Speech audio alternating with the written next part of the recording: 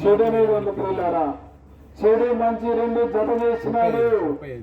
చెడు మానవుడు పోకుండా ఉండాలని మంచి వైపు మళ్లించాలని దేవుని ఉద్దేశం ప్రియులారా. కీడు మేలు రెండు కూడా చేస్తూ వచ్చినాడు దేవుడు.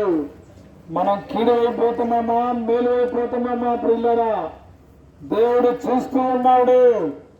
ఎవరు కీడు చేస్తున్నారు, ఎవరు మేలు చేస్తున్నారు, ఎవరు దేవుని ఆజ్ఞలు అనుసరిస్తున్నారు ప్రియులారా?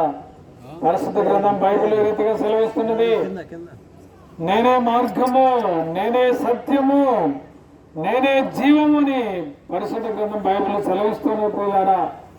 మార్గం ఎక్కడికి ప్రియులారా?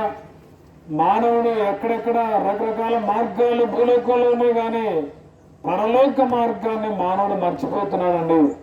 పరలోకం పోవాలంటే ఏదో చేస్తే, ఎవరికి తోచింది వాళ్ళు చేస్తే పరలోకం పోతారని మానవుడు అపోహ చెందుతున్నాడు.